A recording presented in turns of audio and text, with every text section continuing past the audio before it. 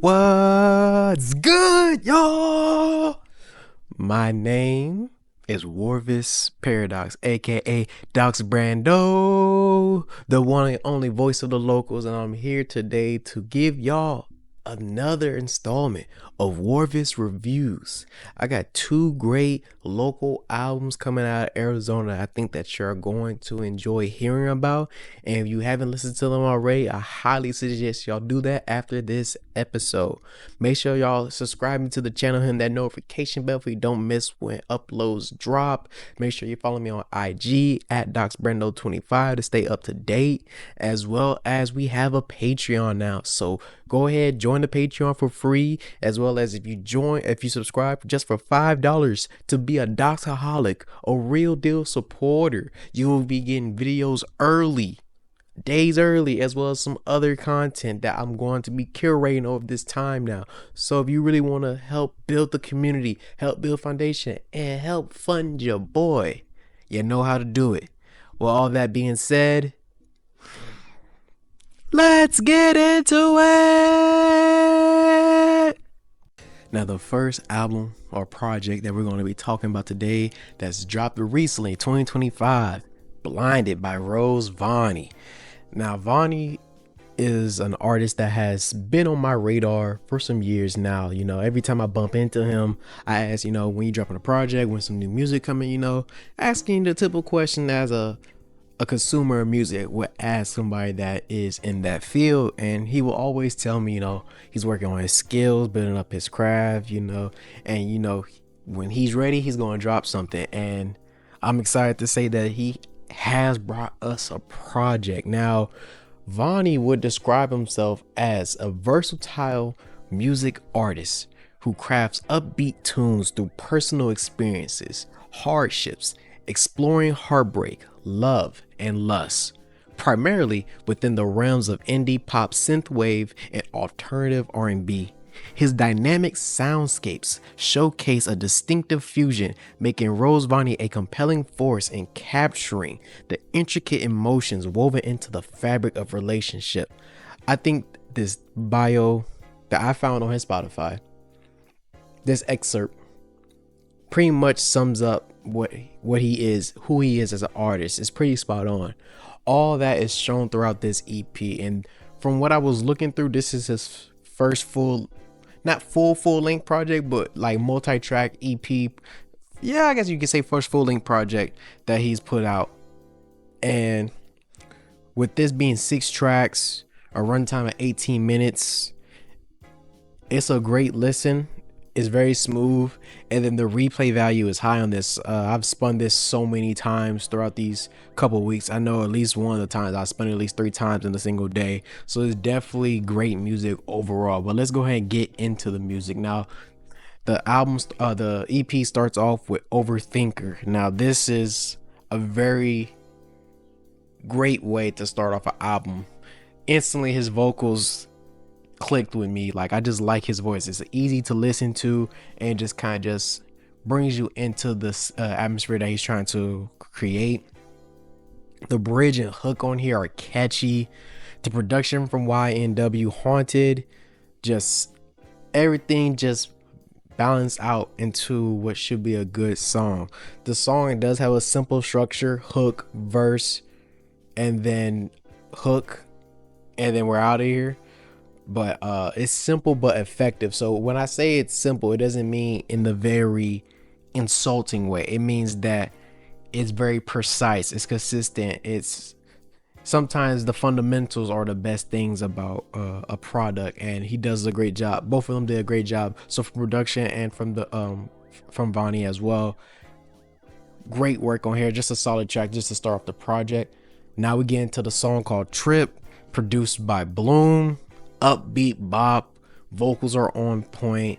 I'm loving what he's saying within the lyrics. This is just some down bad music, but it's down bad music. Like, you feel bad for what he's going through, but you can't help but want to dance to it. Like, it's just a great song, and it's just like, man, it's kind of like Hey Ya, but even worse. Like, it's not positive energy coming from the song, but you can't help but just want to vibe to it, just just all vibes throughout this track, just excellent. One of my favorites on here.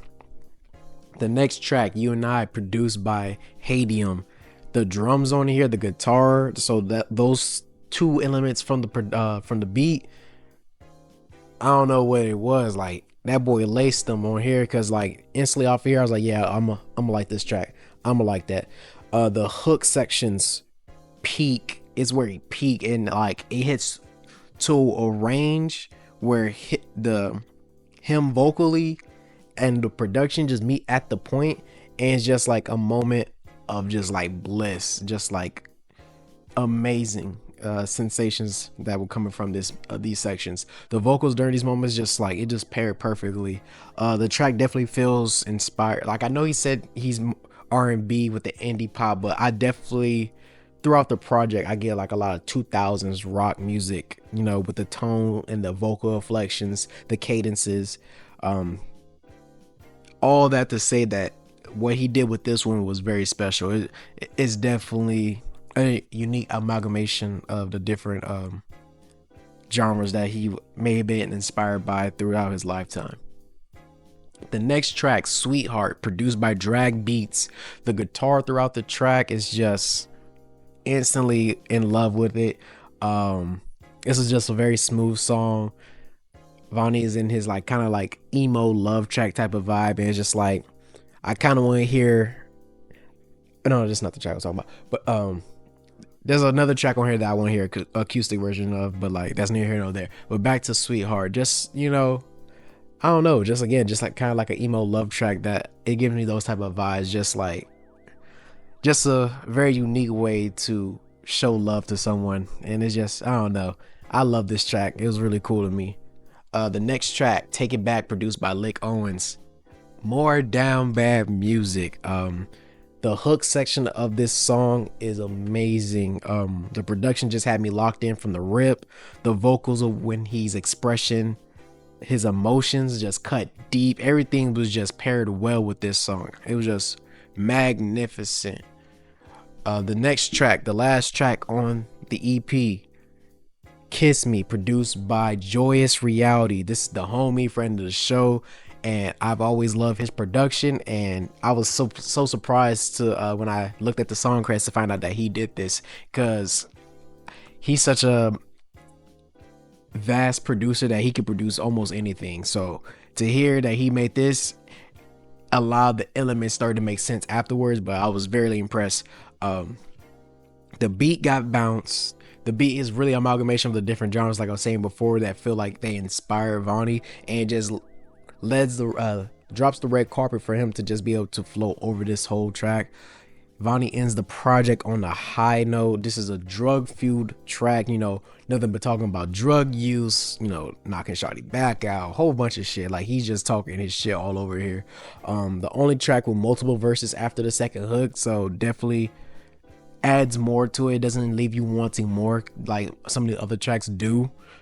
Great closer on that album. It's a solid EP. I think Vani is putting himself in the right direction with his sound and with how he is as an artist. I'm just excited to see what's going to happen next. This is already one of my favorite projects of the year from, you know, okay. And like, cause y'all know that I've separated the local / underground from mainstream. Amongst the locals, this is already right. This is right below, right in like the top 5 area. Cause I'm not gonna reveal it just yet, but a album I've already reviewed this year for season 2 World's Review is probably number 1 right now. But you're gonna see what my mid-year albums are later in a couple months. But overall, Blinded by Rose Vani, great album. Check that out. Now, the last project I'm going to be talking about today is Before I Jumped by Tim Jewls. Now, Tim Jewls is a producer and artist. Tim is interesting to say the least. You know, his rapping is akin to Travis Scott, Playboi Carti, that type of lane where it's like he may say some cool shit and, you know, keep a good flow in pockets in some areas. But I think where he really shines is as a producer. He creates these interesting beats and tracks where it's just like you always feel some type of energy from him. He's an artist that I wasn't too familiar with until the end of 2024, beginning of 2025, because he's an associate of Sam X. Y'all know Sam X, friends of the show, and artists that I really enjoy. So when they bring people along, they're usually people that fit their aesthetic, somebody that has a certain standard that they relate to in some form or fashion, and that's definitely shown throughout this project. He gives us a unique sense of who he is, and I think this is definitely a good intro for a lot of people to him, because this is just his second project that he's released, but this is going to be a first for many if you haven't already been too tapped into him already. So we're getting into the highlights, starting off with Give It Up, the first track. Somewhat like eerie production, very low tone, and just like it's kind of just setting the table for him to kind of just ease you into what he's capable of as an artist. You know, very melodramatic vibes are coming off of this track. He is calm mostly with how he's rapping and with the hook, slow paced cadence throughout the track, and especially on the hook. Definitely something that's kind of just easy to listen to, try to get you to repeat, get stuck in your head.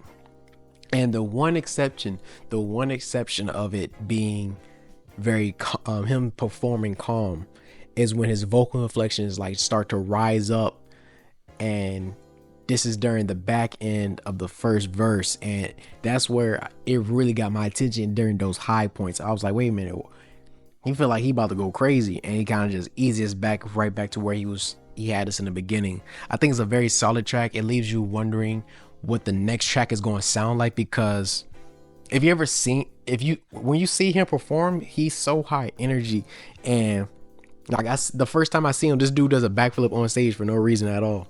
So to start an album off like this definitely doesn't feel like the person that stage dives, you know what I'm saying?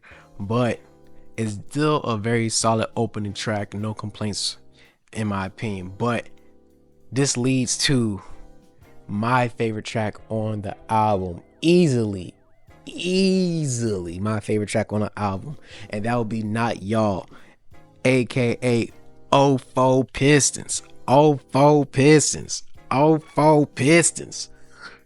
This is my favorite track because it's nothing but high energy. This it's funny because like the way the song starts off and how he's rapping just a tiny bit, he kind of sounds like DJ Drama, and he's just like, you know how DJ Drama just like yells on the song, just like, ain't nobody fuck with us, we're cold as hell, drama. Like listening to it is just like, I don't know what it is, but when he's talking like that, it's just some DJ Drama shit, and I just enjoy it. But like the song title is referencing the 2004 Detroit Pistons that defeated the Los Angeles Lakers in 5 games, where the Lakers were highly favored but lost. And you know, that's what he's saying, it was always us, never y'all. Like, not y'all not us, y'all not championship material, y'all not cold like us, we legit, we some dogs out here. That's what he's saying on this track. So like that's what the vibes, and it's just like, it just, I don't know, it just riles me up listening to this song. It's just like, I feel like it's a great song just to play for any situation that you feel like you need a boost of energy. You know, the beat's already bouncing off the wall. It's giving off hip hop mosh pit music. Like I definitely feel like the next time I'm out and if I get to see him perform live and he's performing this, I might elbow somebody in the face. I'm not gonna lie to you. What can I say? And then again, he's talking his shit on here. It's just like soccer nigga music. I don't know. 04 Pistons, nigga, come on. The next track, Sweet Sound, just a bop. Beat is interesting the whole time. His flow and cadence was on point. The hook is fire, and it pairs well with the beat during the hook section. Just him talking his shit. Just, you know, y'all not like us. Y'all not used to this high class lavish shit that I'm on. Like, y'all not me, y'all not my crew, y'all not none of the niggas I fuck with. Y'all new to this, and I don't like y'all niggas for being new to this, because y'all acting brand new, y'all don't know how to act, that type of shit. That's what I'm getting off of this track, and it's just a very cool song to follow up from 04 Pistons. Now, getting into my second favorite track on the project, and that's easily Old Soul. I really like the hook. Then it's my favorite beat on the album as well. I just start dancing whenever this is playing. Like, this is just some vibe where you just rocking with it, and you just break down, do whatever you want on the beat, and it's just, I don't know, it's just great. The subject matter is good. Like, just him liking women with similar music tastes, enjoying the older music, the music that really hits the soul, the spirit, the music that's just like has excellent production, like live instrumentation, beautiful and masterful singing performances, like artists like Nina Simone, Sade, like those type of artists. And we're just like, yes, I want a woman like that. And I agree with you. I agree with you, Tim. I like those type of women too. Dead serious. So also, for all that incorporates it, easily my second favorite track on the album. The next track, Heating Up. Point blank, he's just talking his shit. He is just talking his shit. Fire beat. And if I'm not mistaken, out of the many times I've listened to this song, I believe there's no hook. Like, he does say the track name, but like it doesn't, like, there's no beat change, there's no like indication that it's becoming a hook. So like he's on his Scarface shit where he just rapping this whole time, mentions the hook, continues rapping, and goes off, and it's like, hey, I enjoy that. If you just gonna rap your ass up, just rap your ass off. But definitely was on that on this track. Flow, cadence were on point. Good lines throughout the track. Just a good song to me, in my opinion. The next track, With Me, vibe filled track. Sounds like it samples the synths from Sexual Seduction by Snoop Dogg. If you ever heard that, like just like the like, it's just like very like small snippets in between that keep repeating throughout the song, and just like, I don't know, it just helps that make this feeling throughout. And it's just like, I don't know, it just, I enjoy it for sure. This track doesn't really feel like a full song. It feels like an interlude. He's saying things, he's rapping, he's not really fully rapping, he's not giving us whole verses. It's kind of like bits and pieces, and then it's getting back to this one section, and it's just like, definitely feels like an interlude to get us into the next track, especially after all the tracks that we got to this point. I think this was kind of like a palate cleanser of sorts for the album. I definitely can't imagine someone like getting sturdy to this track too. So like it has its own like energy to it compared to the rest of the album. Next track, Internet Song. The beat is just knocking on here. Probably the most intricate beat on the album. So much is going on. It's just like, it's hard to put it into words about like the different pathways and the different sounds that you're getting from it. And just like, but all together meshes well. More brag rap on here, and like he's doing his thing, but I really believe that the beat is the star of this. Like I was very impressed by this one right here, honestly. Next track, American Idol. Upbeat production. His rhyme pattern is unorthodox on here as well. Like you don't know the structure of his rhyme pattern. It's not like a B B where you can predict what he's about to say next. He's definitely like a drunken master in Essex where you don't know where the next hit is coming from, and from his rapping. Flow and cadence is cool on here, but it's really just like, it's in this weird spot where it's not the last track and it's not the like in the middle. So it's like once you get to, in some albums it's hard to maintain the steam. And it's not like he's losing steam on here, because again, I enjoyed the project, but this is one of those ones where it's not like I don't like this song, and it's not like it's one of my favorites. It's just like, it's a cool track that just goes on to the next track, in my opinion. But overall, he did a good job with it. Now the next track and the final track, Stowe Arena, the final beat on the album. It feels like, with this track right here, it feels like he's trying to show off. You know, it starts off like alternative runway music. Like I can imagine like the first portion of it, that like different models wearing people's gear. A lot of like, you know, I feel like I envision a lot of the different fashion designers out of Arizona currently with their different sorts of styles. They're just their clothes, the clothes being on these models, and this song. I feel like it pairs well. Like I envision it. I can already see it. You know what I'm saying? But then it speeds up with the tempo, and it turns into like rave music, and it's just like you don't expect it to happen. It's just going crazy, and then, like, even his vocals are changing as much as the beat. So at first he's very like mellow, kind of auto-tuned to a lower bass, and then like it speeds up and gets a little bit higher once it gets to the like that rave music section where it's just like upbeat, crazy, and then it slows down to go back to the original pace.